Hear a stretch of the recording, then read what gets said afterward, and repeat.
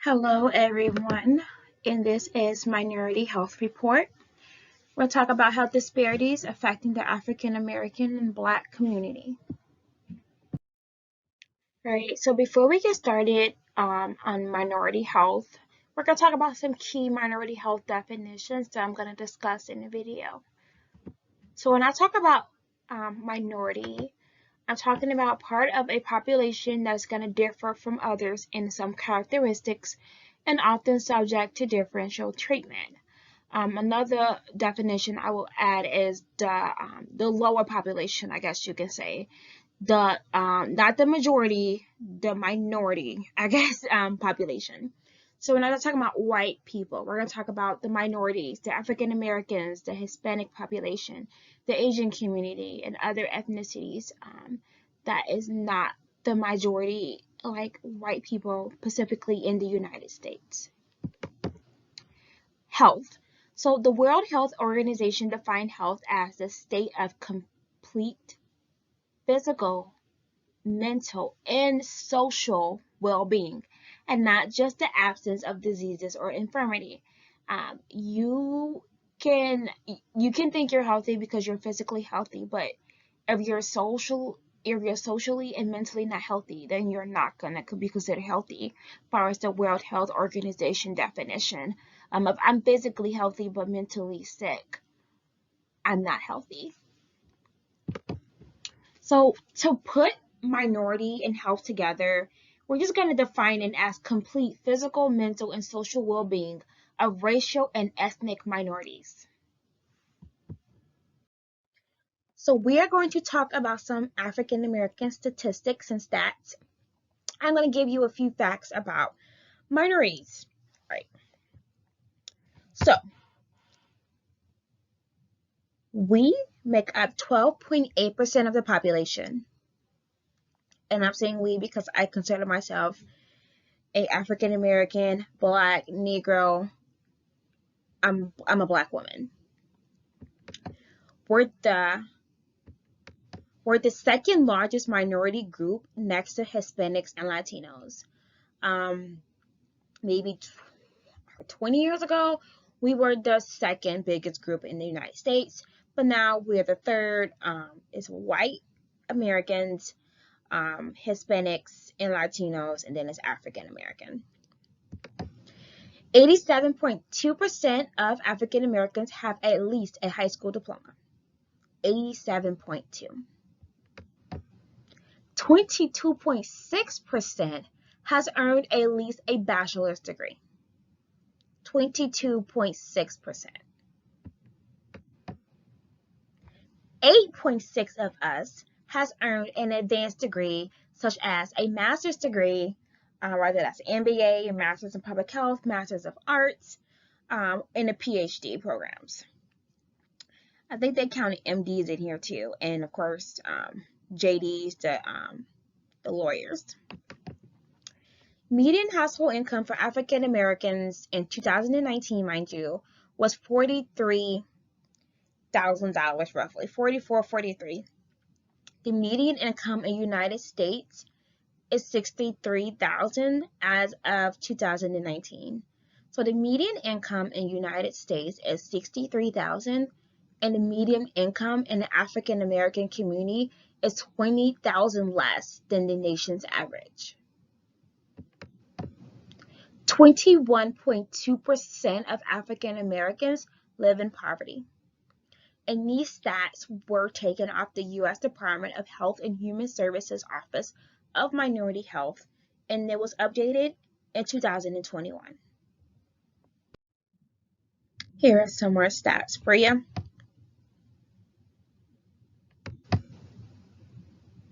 In 2011, the percentage of adults in poor families were found among the youngest non-Hispanic Black adults, all groups that had not completed college, and adults with disability. Again, the percentage of adults in poor families were found among the youngest African American communities, all groups who had not completed college were found in the poor families, and adults with disabilities. So just that stat right there tells you a lot. It tells you that the younger African American community are more hit with poverty than the older population. All groups that had not completed college were poorer in this case in 2011, were statistically poorer than those who have completed college, and adults with disabilities who had maybe access to care issues and other barriers against them in society. Um, they were found among the poor families in the African American community. 1 out of 5 non-Hispanic blacks have not completed high school. And I say non-Hispanic, these are African Americans or blacks who don't consider themselves Hispanic.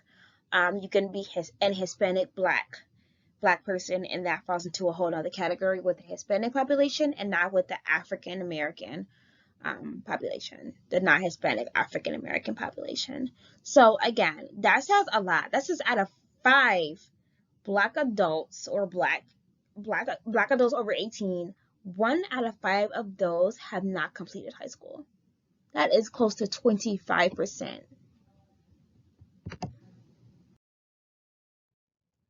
1 out of 10 non-Hispanic blacks live in poverty. All right, so I decided to answer something a little more positive because it was so much negative with the stats I found as far as poverty, median household income. I did not even look up the jail stats because that would have been staggering. But like all those statistics we found with the bad stats, I decided to put in something positive a little bit to like help a little bit. This is the only positive thing in this video. Of course, it is the Minority Health Report, and I have to tell you the stats so that you can think about your actions and how it's affecting the African American community and how the African American community can do better economically, mentally, physically, health-wise, socially, emotionally. Like this all plays a factor in the African American well-being. So a positive stat for you. The number of Black adults with a bachelor's degree or more education has more than doubled since 2000, which is amazing. Roughly 3 million Black adults ages 25 and older, or 15%, had earned at least a bachelor's degree in 2000. That number grew to 6.7 million from 3 million, or 23% in 2019. And if you follow those stats with the African American community and the bachelor's degree, the most educated group by race and gender is the African American women. So that is amazing. We're going to college, we're doing better with our lives, we're getting skills and experience, which will definitely help us as a community in our health and economically, socially, and mentally. So we are going to get into the health issues that's affecting the African American community. So health outcomes. The death rate for African Americans and Blacks is generally higher than whites for heart disease, stroke, cancer, asthma, and influenza and pneumonia, diabetes, HIV and AIDS, and homicide. And we're going to dive into each and one of these.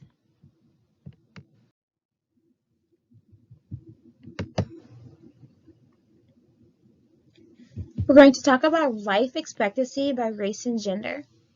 So as you can see,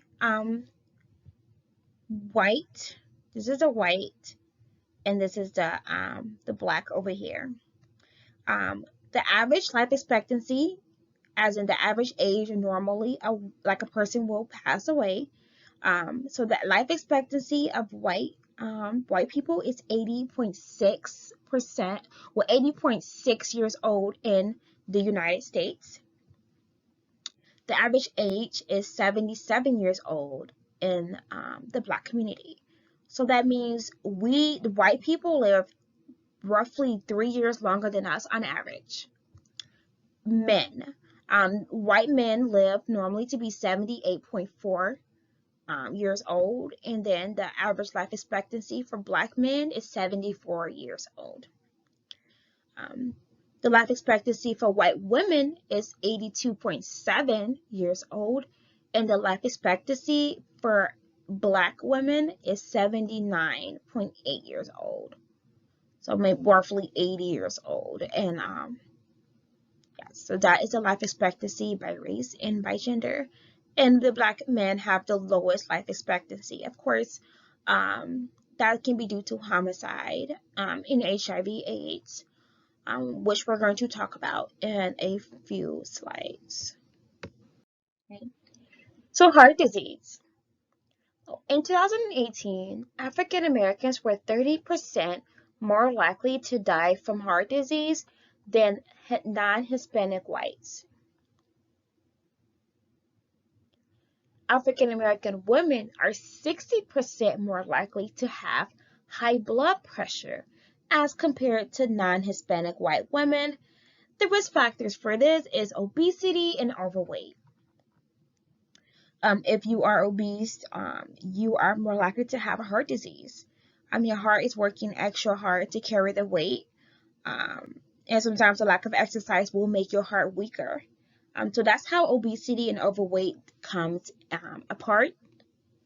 Diet is especially important here too, especially with the 60% of African American women more likely to have high blood pressure. I think there's a miseducation on eating healthy in the African American community. I know a lot of people don't want to sacrifice taste as far as eating healthy, but you can totally eat healthy and it still tastes great. I have 2 daughters. I cook for them almost every day. They love it. We eat healthy. We don't sacrifice taste. You can add flavors that doesn't have like a lot of salt in it. And try not to buy like processed foods a lot. Try not to eat out a lot, especially when it's convenient, like McDonald's and a lot of fast food places. Try to cook at home, even if it's throwing something in a crock pot. And cooking at home is healthier for you. And exercise, we're going to talk about that later too. A lot of Black women do not exercise, and if you exercise and eat right, as far as eating healthy, you will have your blood pressure will not be as high, and the heart disease rate and disparity will not be as high as it is now. So this chart was taken from the U.S. Department of Minority, and they took it from, of course, the CDC in 2020. This chart was updated. This chart is comparing hypertension or high blood pressure in adults over 18 by race, Black and non-Hispanic whites. So Black men were 57.2%. 57.2% of Black men had high blood pressure. From 2017 to 2018, 56.7% of Black women had high blood pressure. Average total was 57.1% compared to whites. So the white average is 43.6% compared to the Black average, which is more than 50% of Black individuals over 18 have high blood pressure. That stat was 50% of white men compared to 57% of Black men. I guess I'm going to round it up to 57% of Black women compared to 37% of white women have high blood pressure.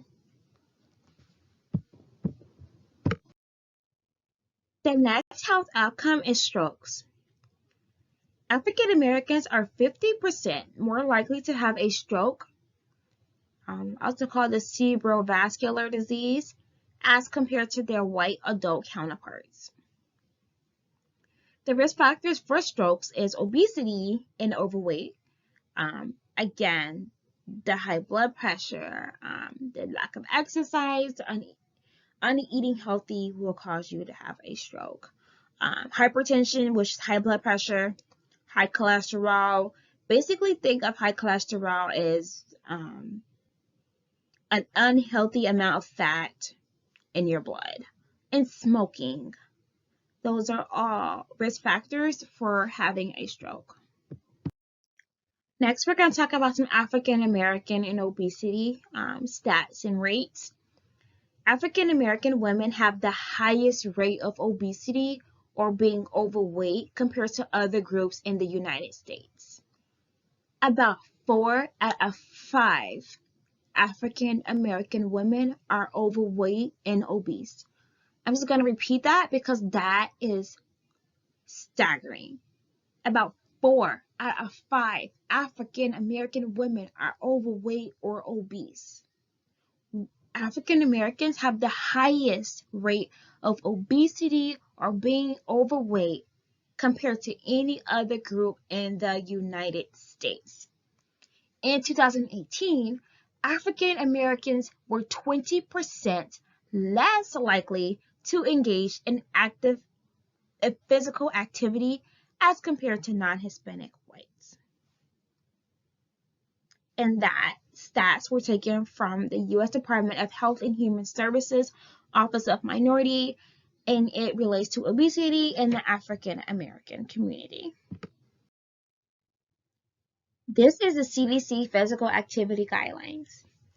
Adults need to exercise for 150 minutes a week. So if you break this down, if you exercise 30 minutes a day for 5 days a week, you're going to get your exercise. And that is 150 minutes of moderate intensity aerobic exercise. You can also do 75 minutes of vigorous intensity physical activity. Running is an example of that weekly, or a combination of both. Again, this is just a recommended guidelines by the CDC as the bare minimum of what adults need to stay healthy. You can always exercise more than that if you are comfortable with that. For children 3 to 5 years of age, they just need to exercise throughout the day or keep active. For children 6 to 17 or school-age children, they need 60 minutes or more of physical activity throughout the week. I also have a chart that's gonna compare non-Hispanic Black to non-Hispanic white far as obesity. Non-Hispanic Blacks, 50.3% of non-Hispanic Blacks over the age of 18 were obese compared to whites, which was 38.9%.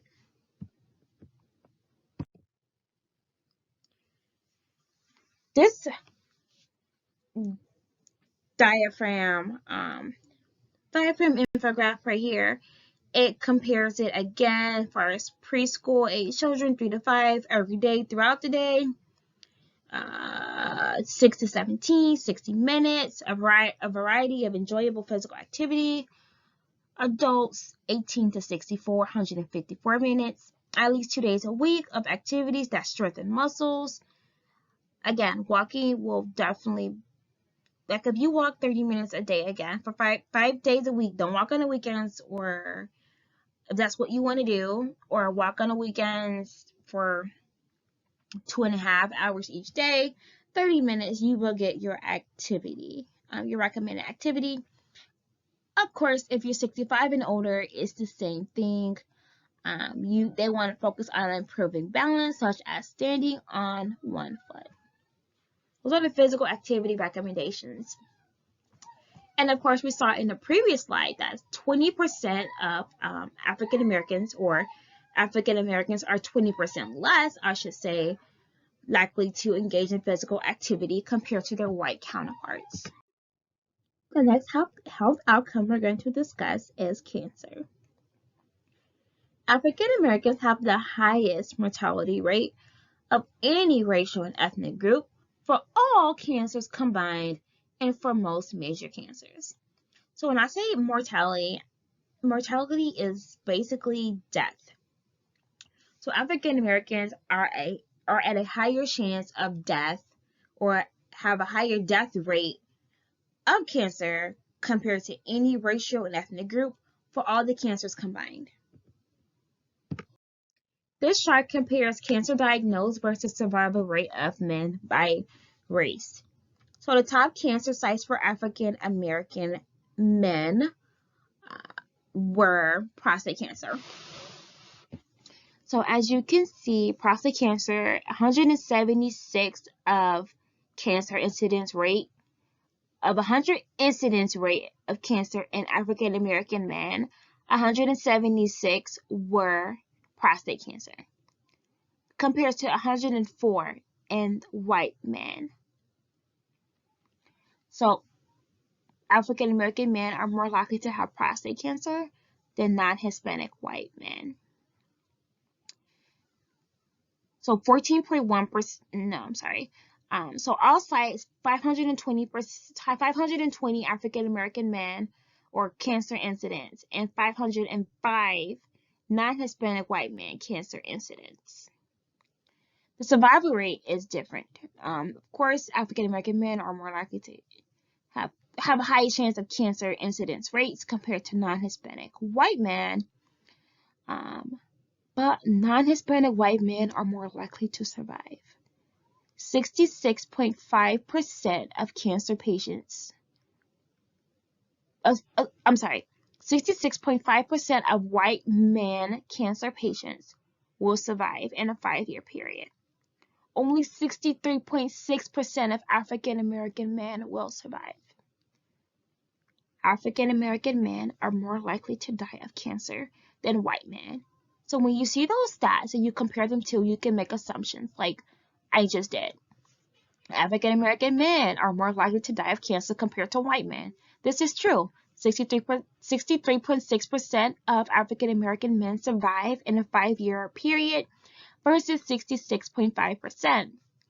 African American men of all sites of cancer, 520 new cases will be in 100 men. Of 100,000 men, compared to only 505 white men. Black men are more likely to have cancer compared to white men. That's how I'm getting my stats, by comparing those two. And you look at the numbers, the research says that's true. Out of 100,000 women, 391 African American women will develop cancer. 448 white women out of 100,000 women will develop cancer. So you can estimate that white women are more likely to have cancer compared to African American women.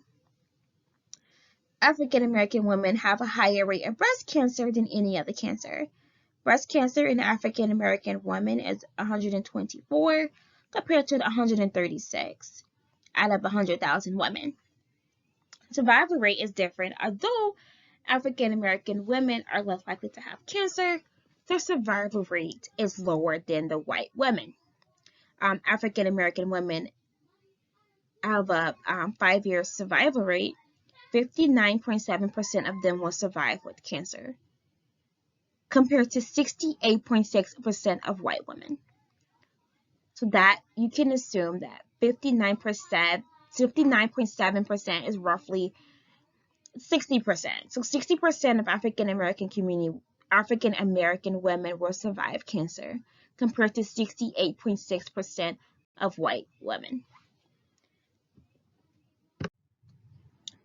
Alright, so we're going to dive right into prostate cancer causes. On a basic level, prostate cancer is caused by changes in the DNA of a normal prostate cell. Generally speaking, any type of cancer is caused by changes of DNA in the cell.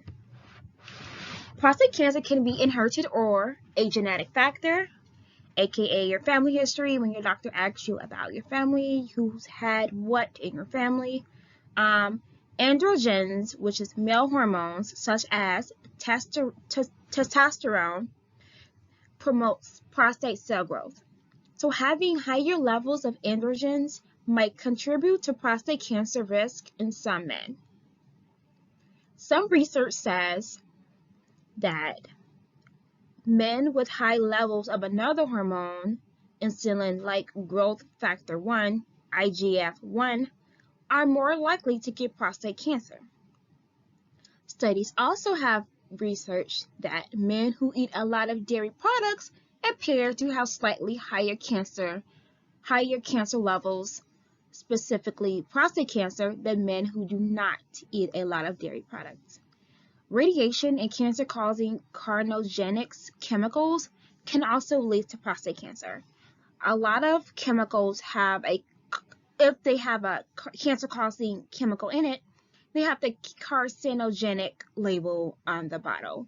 And if you read the ingredients, it might say that. If you read the labels, it might say danger, cancer-causing ingredient, carcinogenic. And next, I'm going to show you a label of an example of a carcinogenic chemical.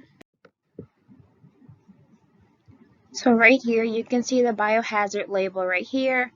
Normally, if something's dangerous, like a dangerous chemical, you will see the biohazard label. I found this right here. This is a bottle with a carcinogenic sign on there, stating that it might cause cancer. I also found this little funny picture. The cigarettes are saying we are not competitive, and the cell phone is saying we are very competitive. So a recent study has found that cell phones may cause cancer. So of course we all know cigarettes cause lung cancer, secondhand smoke. You can develop lung cancer from secondhand smoke.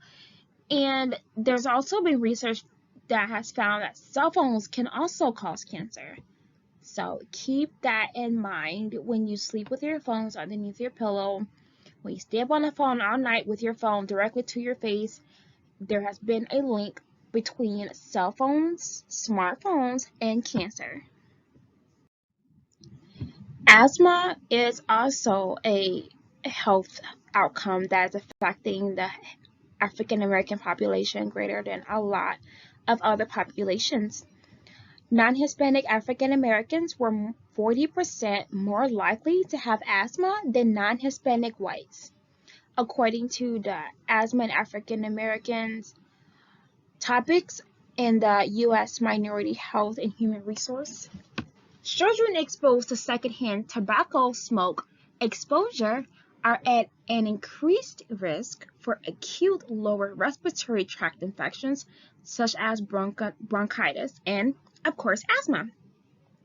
Children living below or near the poverty level, which is different between each state. Some states may have higher poverty levels if the cost of living is higher. So children living below or near the poverty level are more likely to have high levels of blood nicotine, which is a breakdown product of nicotine, than children living in higher income families. And I can try to reason why this may be a factor. Low income families or families living in poverty may be more stressed due to lack of income. They may smoke more cigarettes, and unfortunately, they may not be educated enough to not smoke around their kids. I'm not saying education in a college degree type of education level, but like they do not know the harming benefits of smoking. Like they don't know how harmful it is to smoke around their kids, so they do it, and their moms are doing it, and their siblings are doing it. So if everyone's doing it, they're gonna think it's okay, especially if no one has had negative consequences or aspects of secondhand smoke with their children so far. So they're gonna see it and I'm like, this is okay to do. So that may be a reason why that stat is true. Another health outcome or health disparity that's affecting the African American community is diabetes.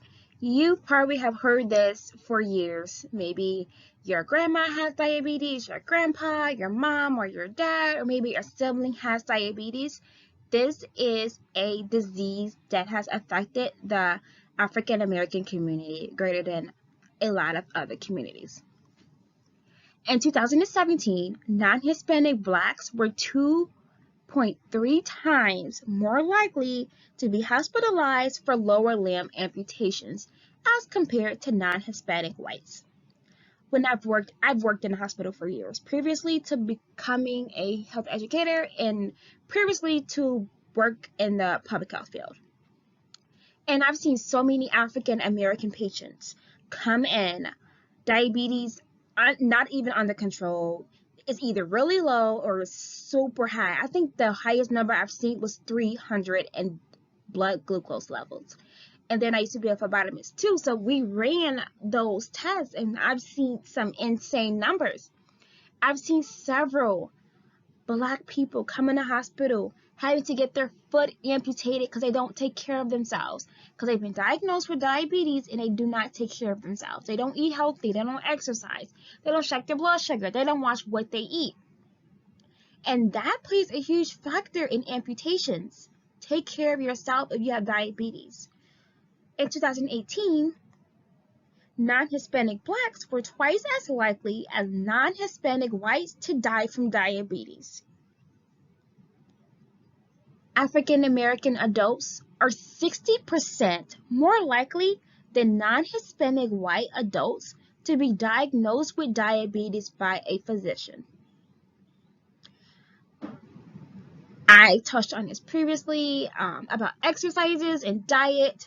A lot of African Americans eat a lot of unhealthy foods, particularly pork, fatty foods, fried chicken, and the healthy foods they eat, like collard greens, which can be totally healthy, they like to put pork in it or other lot of fatty meats in it, and which is not healthy for you overall. And I know a lot of Southern African Americans have that issue. Statistically wise, they're unhealthier than the Northern African Americans. Because when you think about that Southern food, when they say, oh, Southern meal, Southern restaurant, what is it normally? Greens, soaked in fatty juices, pork chops, bacon, ham hocks, pork ribs, lots of pork, lots of fried foods, a lot of candy yams with a whole bunch of sugar in it. Like a lot of unhealthy foods go into a factor here. And that's why 60% of African American adults are more likely to be diagnosed with diabetes by your doctor. This is a chart received from the CDC regarding diagnosed diabetes by race and ethnicity for adults over 18 years old. You can see that Hispanics have been beneath the African American community and diagnosed of diabetes. They're right beneath us. From 2000 up until 2018. And we actually dipped a little bit in 2017, but we went right up. And it has been steady climbing. It's been pretty steady these past few years, but it has increased from 10% to 12% recently. And it's the highest among the Hispanics, among the whites, among the non-Hispanic Asians. And non-Hispanic whites have the lower rate of diagnosed diabetes by age and ethnicity. And non-Hispanic Asians are right above non-Hispanic whites. And of course, then you have the Hispanic population, then the African community population. And you can see how we have increased over the years, steady increasing. And we're not decreasing, we're just there, we're even path right there. It's not getting any better, but it's not getting any worse. HIV and AIDS is another health disease that's disproportionately affecting the African American community. So African Americans made up 42% of new HIV cases in 2018. 42%. But our population in the United States is only 12.8%.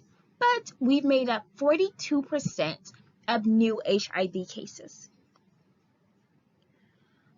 Most of the cases pertain to men with, out of this chart, male-to-male sexual contact had the highest rate of HIV, 79%. Heterosexual contact was 15% for men.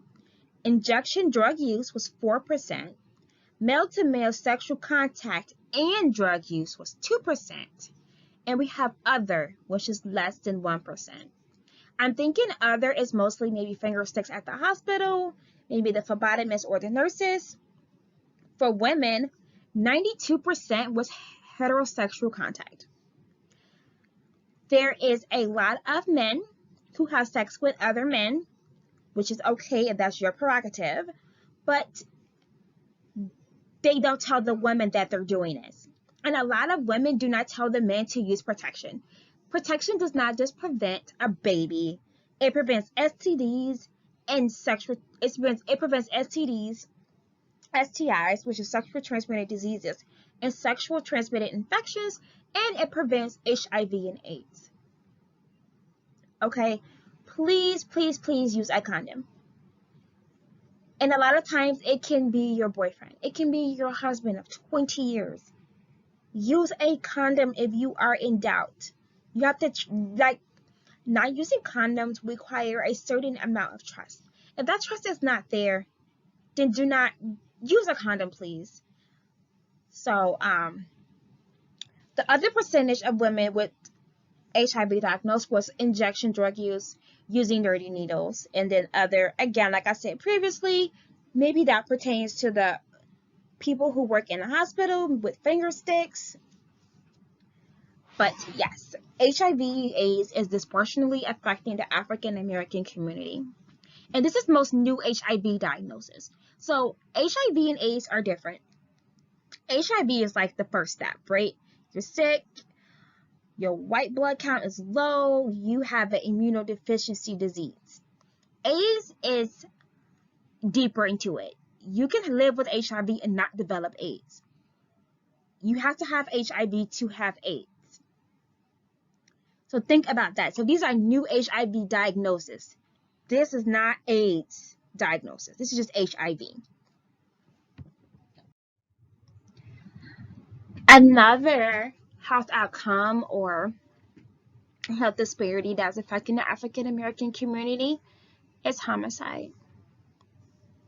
Homicide is really high in the African American community.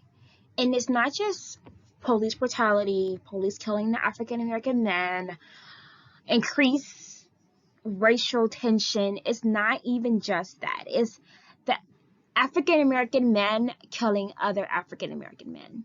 It's the gang activity. It's the fights. It's the homicides in the African American community, which is specifically and noticeably in poor neighborhoods, in gang-related neighborhoods, in gang-related activities. So we're going to talk about homicides. So, in 2019, homicides of all gender and all races. Total was 13,927. That was the total of all gender. All gender white, 5,787. All gender black, 7,484.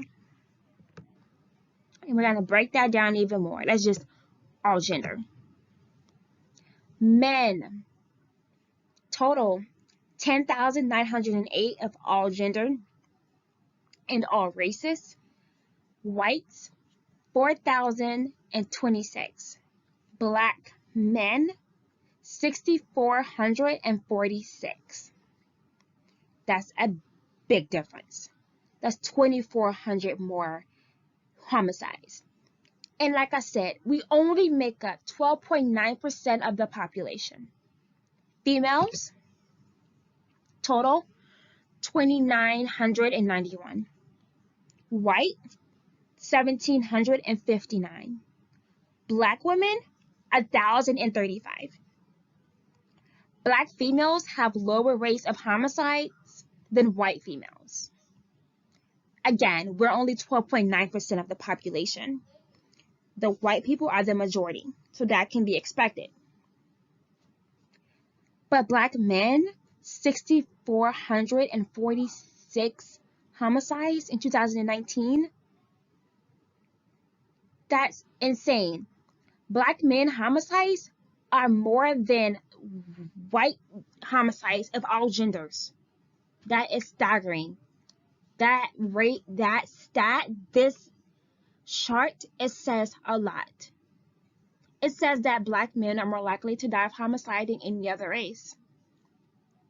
It says that black men make up more than 50% of all homicides in 2019. It says that black men die of homicide more than white people of all genders. That's what that says.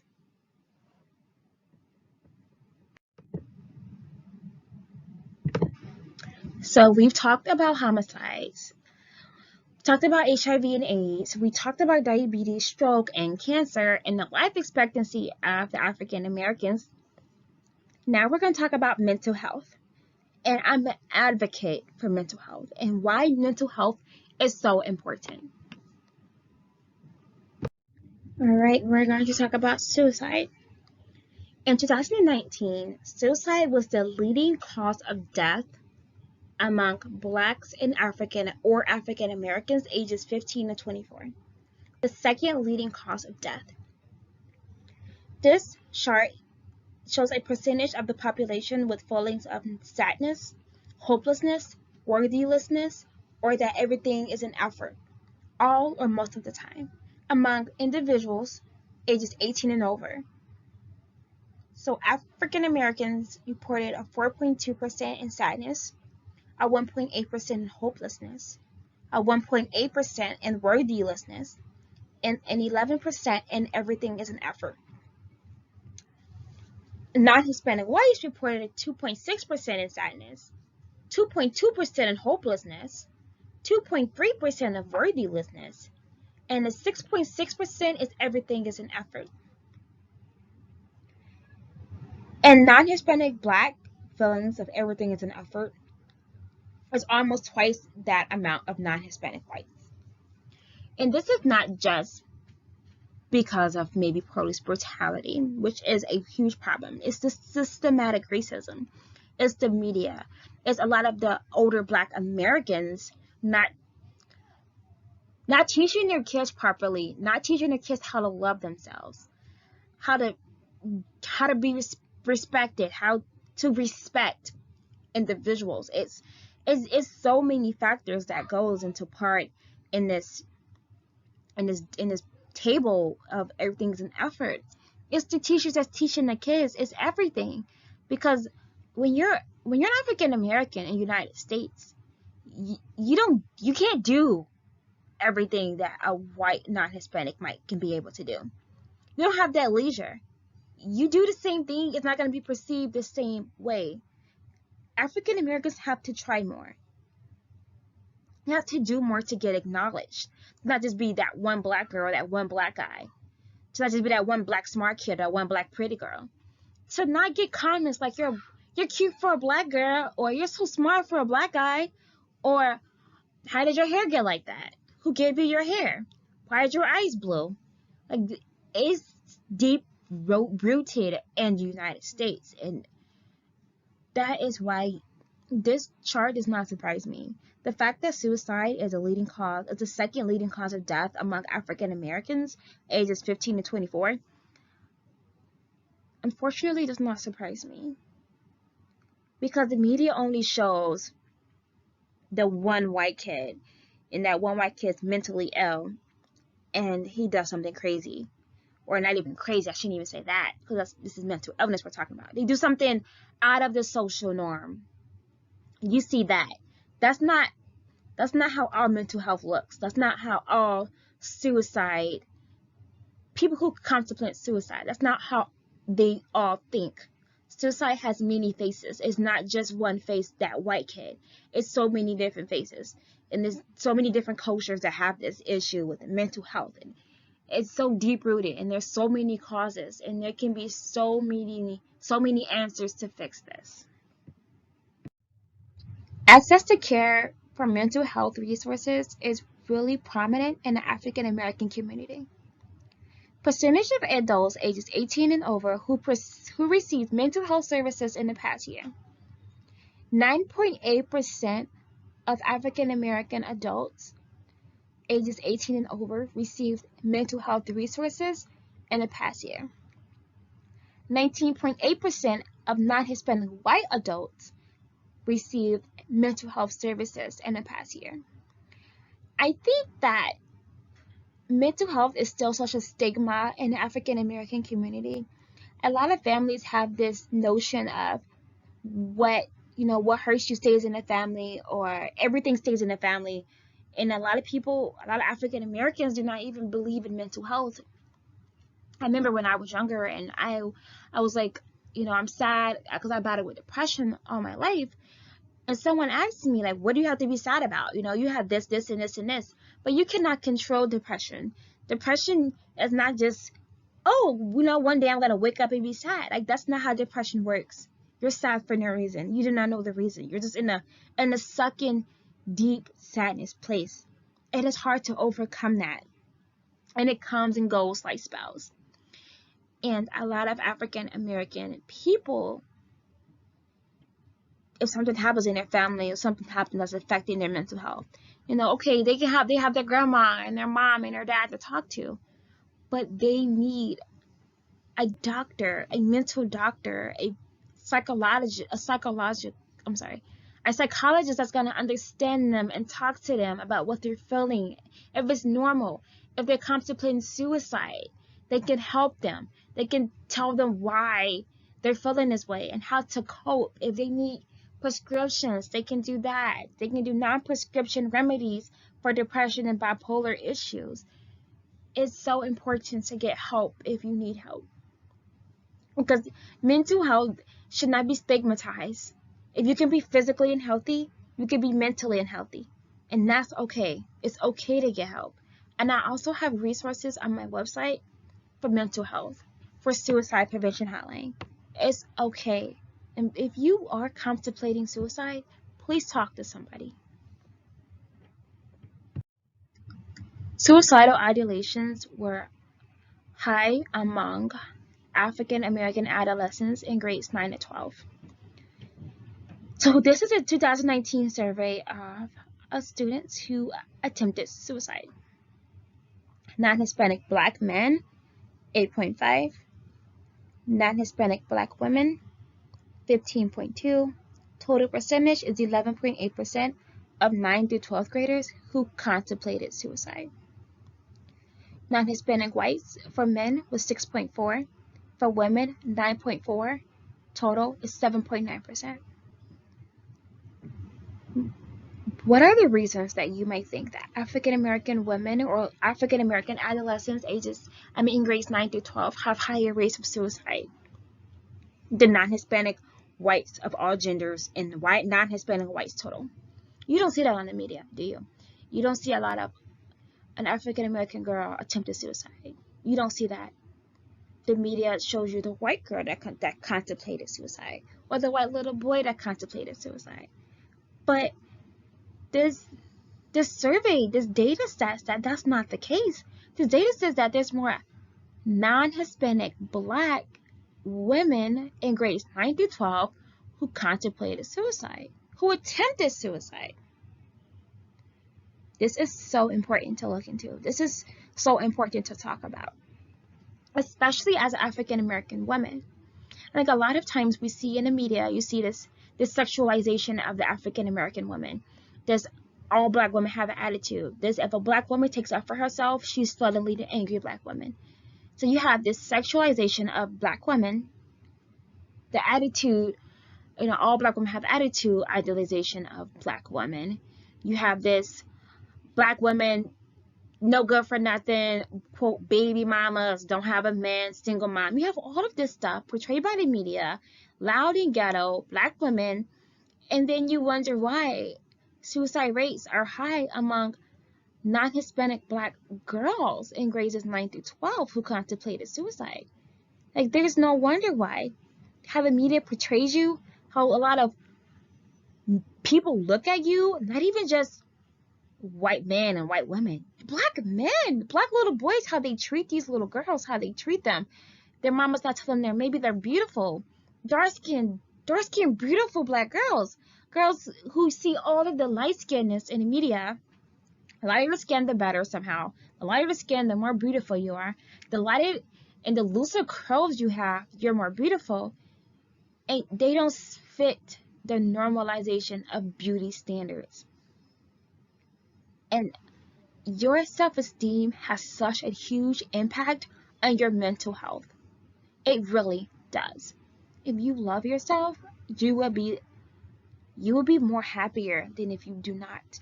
If you accept yourself, these are not easy things to do by no means, but when you're in that self-actualization, you'll be better mentally, physically, emotionally, socially, economically, you will be better. We're not seeing that because we do not have that. Because we don't have that mental health resources or that education in place to teach these kids that it's okay to talk to somebody, that it's okay to not feel okay. These are my references if you want to follow up on what I spoke about in this video. If you have any questions or concerns or anything you want to talk about with me, you can go to my website at iamhealtheducation.org and click on contact me, or you can email me at nbolden, N-B as in boy, O-L-D as in Dan, E-N as in Nancy, at iamhealtheducation.org. Thank you so much. Bye.